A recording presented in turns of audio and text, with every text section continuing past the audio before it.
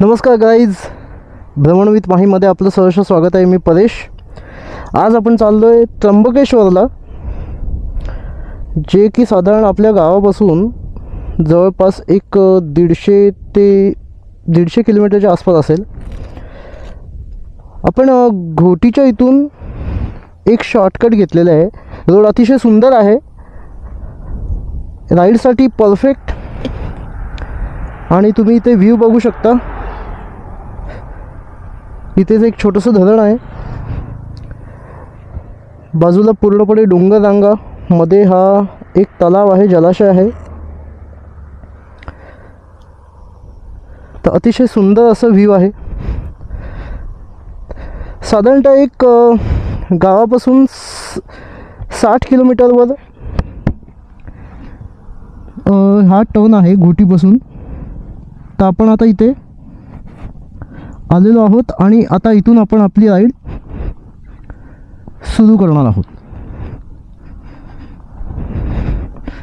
तर let's go. स्वामी हो.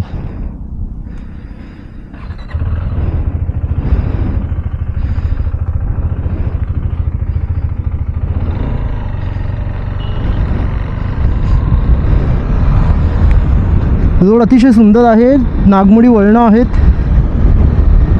तुम्ही सगळं व्ह्यू बघू शकता. साधारणतः वर्षभरापूर्वी मी या रोडने आलेलो, तेव्हा 4 व्हीलरने आलेलो. तेव्हाच ठरवलेलं की जेव्हा पण आपली बाईक येईल तेव्हा पहिली राईड जी आहे ही इथूनच सुरुवात करायची. तर त्या अनुषंगाने आपण ही सुरुवात करतो आहे.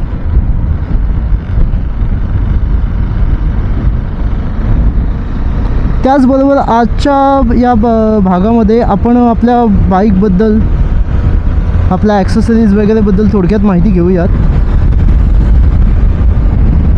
तर आपली बाईक जी आहे ही आहे 390 KTM 390 ॲडव्हेंचर स्पोक व्हील. 373चं हिचं CCचं हिचं इंजिन आहे. अतिशय जबरदस्त टॉर्क आणि पॉवर सकट येते ही बाईक. मोटर याच्यामध्ये तुम्हाला ट्रॅक्शन कंट्रोल, नंतर ABS, dual channel ABS switchable आहे जे की ऑफ रोडसाठी. त्यानंतर डिजिटल इन्स्ट्रुमेंट येतं, कन्सोल येतं, इन्स्ट्रुमेंट कन्सोल. आत्ता मी ज्यावेळेस हायवेला येत होतो तेव्हा 135 किलोमीटर्सवर सुद्धा बाईक इतकी स्टिडी होती. आणि दुसरी गोष्ट, व्हायब्रेशन्स नव्हते. पहिले माझ्याकडे रॉयल एनफील्ड थंडरबर्ड होती आणि त्याच्यामध्ये व्हायब्रेशन्स, पुन्हा इंजिन लिकेजचं खूप प्रॉब्लेम होतं. ज्यावेळेस मी बाईक घ्यायचा विचार करत होतो दुसरी, त्यावेळेस माझ्या म्हणजे चॉईसेस म्हणजे एक हिमालयन 452 जी नवीन आली ती होती. त्यानंतर मिटिऑर, KTM 390 ॲडव्हेंचर, स्क्रॅम्बलर, असे बरेचसे ऑप्शन्स होते. तर मी जवळपास सगळ्यांची टेस्ट ड्राईव्ह घेतली आणि बघत होतो. तर हिमालयन 452मध्ये मला वेट जास्त फील होत होता त्या बाईकचा. हाईटचं थोडंसं इश्यू होत होतं. तर म्हणून मग मी KTM 390 ॲडव्हेंचरची जेव्हा टेस्ट ड्राईव्ह घेतली तेव्हा मला वेट म्हणजे बॉडी टू वेट रेशो खूप चांगला वाटला. म्हणजे वेट इतका फील नव्हता होत, गाडी इझिली मूव होत होती. म्हणून मग मी 390. आणि तुम्ही इलेक्ट्रॉनिक्सच्या बाबतीत जर बघाल तर एक साधारणतः जे हाय एंड बाईक येतात ना त्यासारखेच हिचे फीचर्स दिलेले आहेत. त्यामुळे मला ही बाईक जास्त कन्व्हिनियंट जास्त आवडली आणि म्हणून मग मी 390 ॲडव्हेंचरसाठी विचार केला. अतिशय सुंदर बाईक आहे. तुम्हाला तेवढंच सेफ्टी पण फील होतं की बाबा एवढं पॉवर आहे आणि तुम्ही एवढं स्पीडने जाताय. तर तुम्हाला जो एक कॉन्फिडन्स लेवल जो असतो तो याच्यावर प्रॉपरली येत आहे लीन करायला. नंतर कॉर्निंग ABS असल्यामुळे याच्यामध्ये कॉर्नरला टर्नला इतकासा म्हणजे प्रॉब्लेम येत नाही.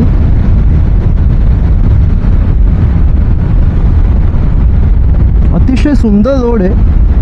रोड जास्त आणि ट्रॅफिक नसल्यामुळे एक ड्राईव्हला राईडला जी मजा येते ती पूर्णपणे येत आहे. मी याच्या आधी स्क्रॅम्बलर आपलं ट्रायम्फची जी नवीन स्क्रॅम्बलर आलेली 400X ती बुक केलेली.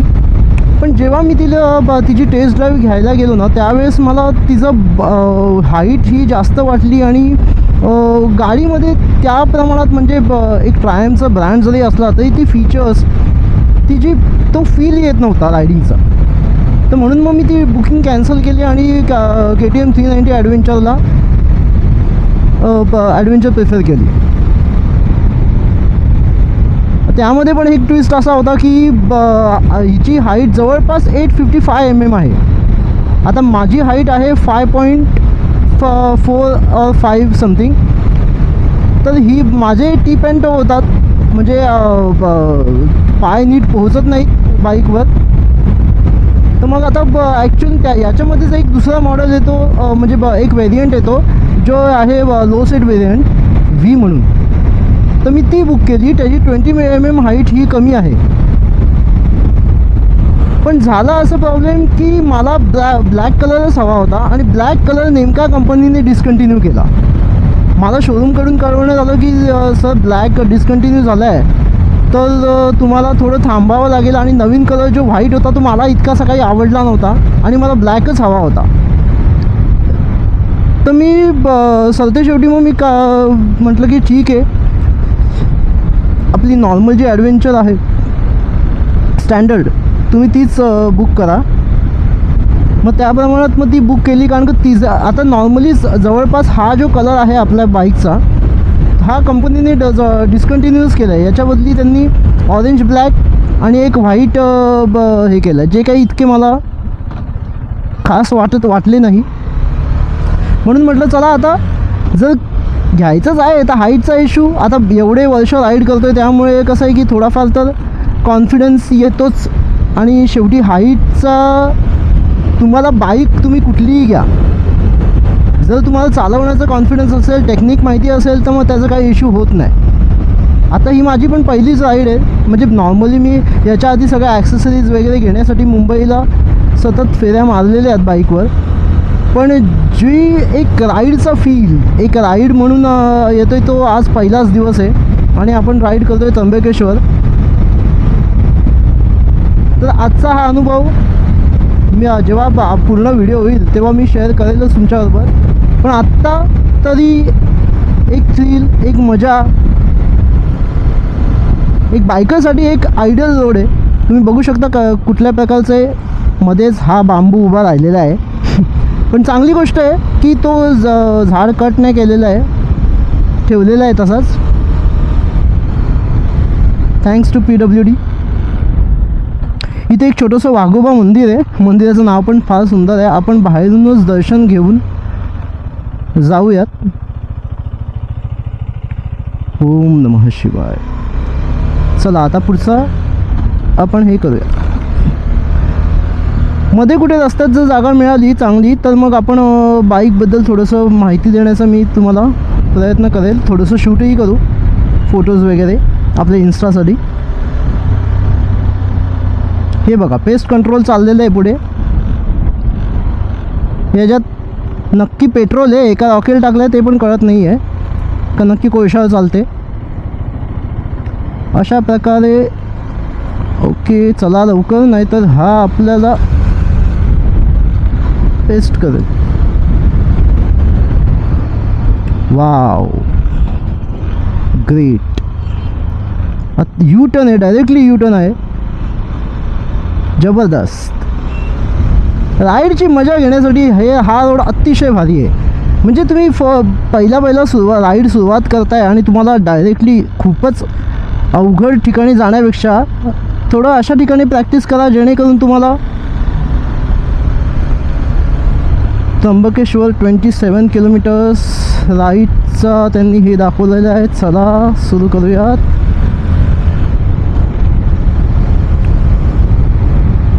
वाव अतिशय सुंदर रोड आहे म्हणजे आत्ता तरी. त्यानंतर पुढे बघूयात कसं काय. मगाशी बाईक म्हणजे मी कॅमेरा जो आहे आपला Insta360 याच्याने शूट करतो आहे, तर हा मी पहिले बाईकच्या गार्डवर माउंट केलेला, आता तो हेल्मेटला माउंट केला आहे. तेव्हा करताना मी बाईक जेव्हा थांबवली तेव्हा स्लाइटली बाईक अशी याच्या उतारावर होती, त्यामुळे उतरताना माझ्या रिस्टला थोडासा झटका बसला आणि आता ती पेन करत आहे. तर मे बी होप सो की काही असं मेजर नसावं आणि ती त्रास एवढा देणार नाही.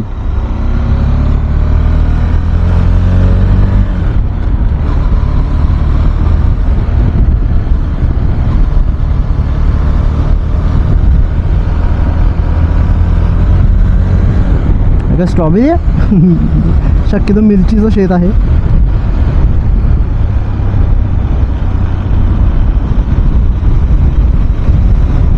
आता पुढे एक मोठा धरण येणार आहे.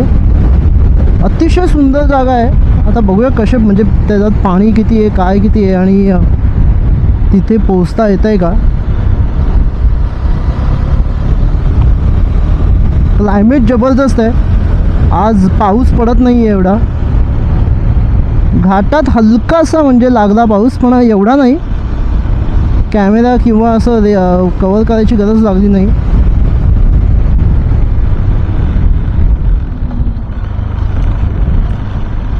गावाचं नाव आवळी दुमाला.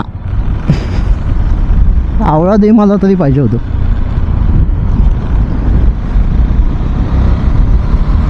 थोडासा स्पीड वाढूया आणि चला निघूया.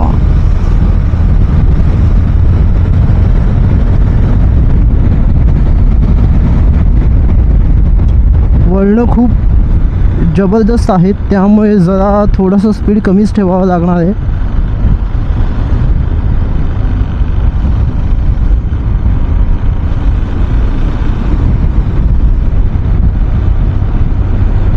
समोर अति उंच अशा पर्वतरांगा आणि जवळपास ते धरण आलेलं आहे, म्हणजे जलाशय तो आला आहे. वाव.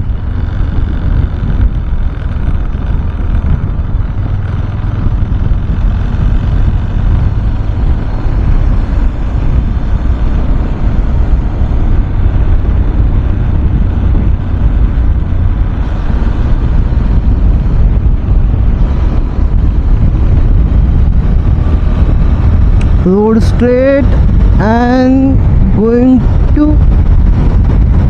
5th gear.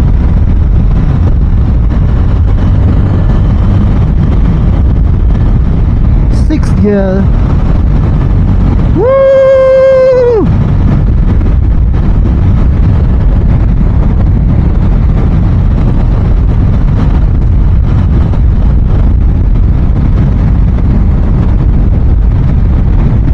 100 तर काहीच वाटत नाही आहे गाडीला.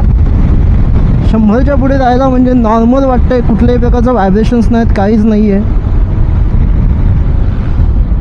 आणि अशा प्रकारे शार्प टर्न आलेला आहे आणि आपण तो वाव ग्रेट.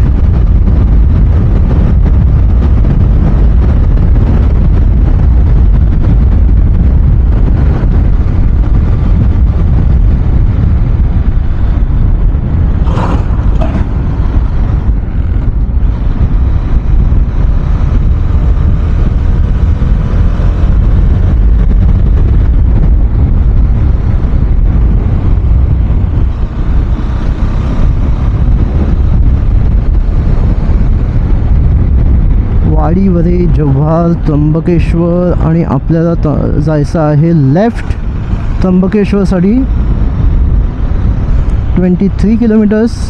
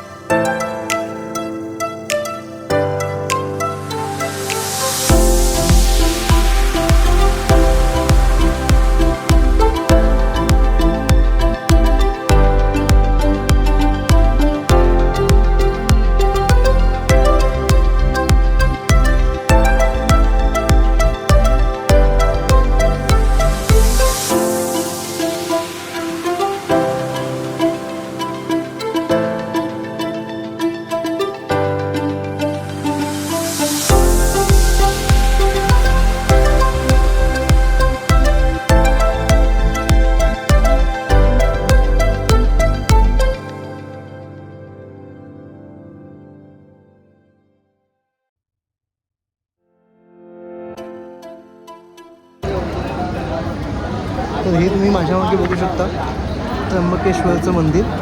अतिशय प्राचीन 12 ज्योतिर्लिंगापैकी एक असलेलं हे मंदिर आहे. काळ्या पाषाणात बनवलेलं मंदिर आहे.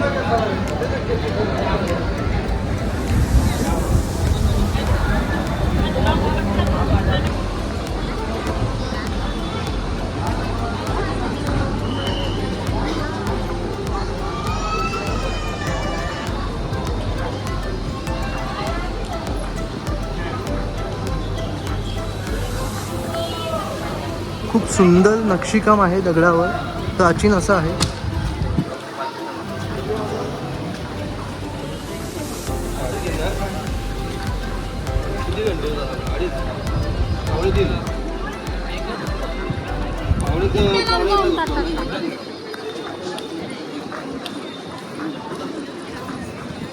या ठिकाणी गर्भगृह आहे आणि गर्भगृहामध्येच ब्रह्मा विष्णू महेश अशा 3 पिंडी आहेत एकत्रच.